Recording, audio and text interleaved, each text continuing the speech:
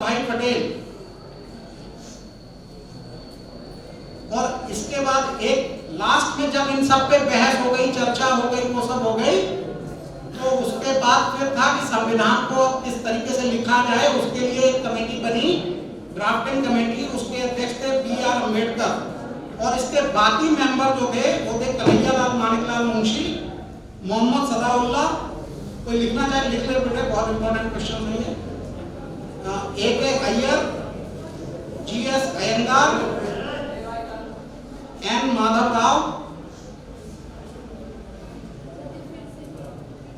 T.T. Krishnamachari.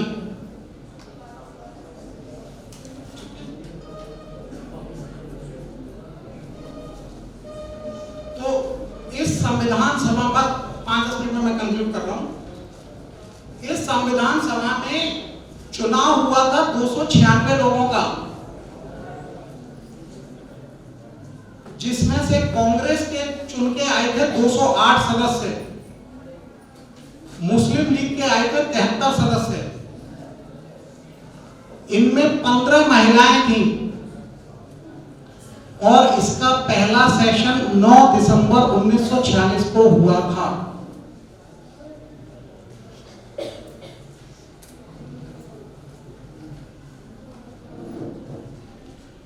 इसके अलावा 93 सदस्य जो हैं वो राज्यों के द्वारा, वो जो मतलब रियासतें थी उनके द्वारा नॉमिनेटेड लोग थे, उन्होंने नामित किया था। अब इसके बाद एक छोटी सी इंटरेस्टिंग बात और बताऊंगा और उसके बाद फिर अगर कोई क्वेश्चन होंगे तो वो। मुस्लिम लीग ने चुनाव लड़ा था पाकिस्तान की डिमांड पर, लड़ा था और उन्होंने पाकिस्तान की डिमांड कर ली, पाकिस्तान बनवा भी लिया। उसके बावजूद 28 लोग ऐसे थे जिन्होंने पाकिस्तान के नाम पे चुनाव लड़ा, पाकिस्तान के नाम पे वोट मांगे, पाकिस्तान विभाजन के लिए वोट दिए और उसके बावजूद खुद पाकिस्तान नहीं गए। ये बड़ी इंटरेस्टिंग चीज है। उन लोगों में से 28 में मैंने काफी नाम ढूंढने की कोशिश करी, 11 नाम मुझे मिल गए हैं और ये मेरी रिसर्च कई करके अभी इसको और बढ़ाऊंगा, मैं देखूंगा कहां से मिलेंगे। पहली थी उसमें बेगम एजाज रसूल, आपके लखनऊ से।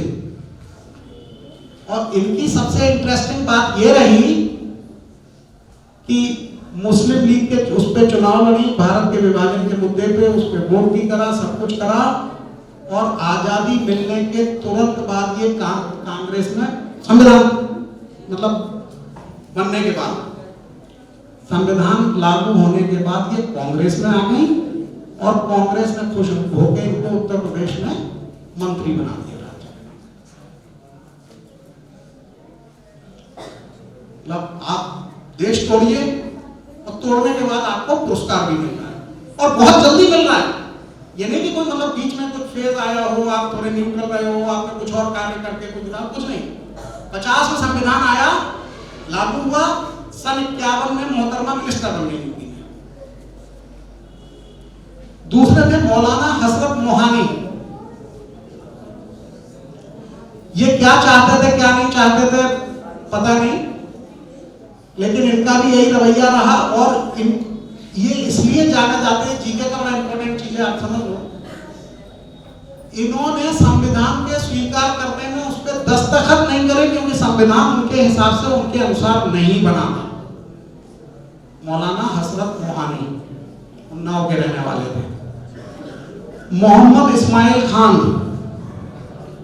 चौधरी खलीकुज्जमान, नजीरुद्दीन अहमद, ये इतने जीके के साथ इंपॉर्टेंट नहीं है। बी रायकर साहब बहादुर, मोहम्मद इस्माइल साहिब, काजी सैयद करीमुद्दीन, रागिब एहसान, मोहम्मद सदुल्ला, ZH लारी।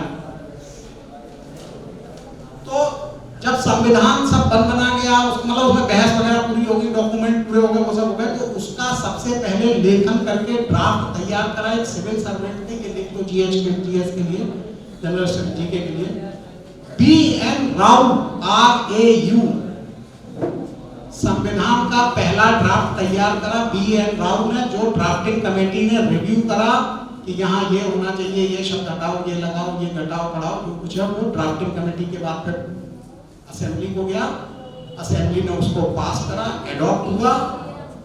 फिर इसको लिखने का काम करा एक बहुत अच्छे हैंडराइटिंग वाले थे, प्रेम बिहारी रायदादा, उन्होंने इसको हाथ से लिखा है और इसकी ओरिजिनल कॉपी अभी भी हीलियम के चैम्बर में रखी हुई है, प्रेम बिहारी रायदादा। और इसके चारों ओर जो चित्रकारी हुई है, जिसमें तमाम लोगों के मतलब भगवान के भी फोटो हैं, वो है, चित्र हैं और भी चित्रकारी है। वो शांति निकेतन के एक चित्रकार थे नंदलाल बोस, नंदलाल बोस।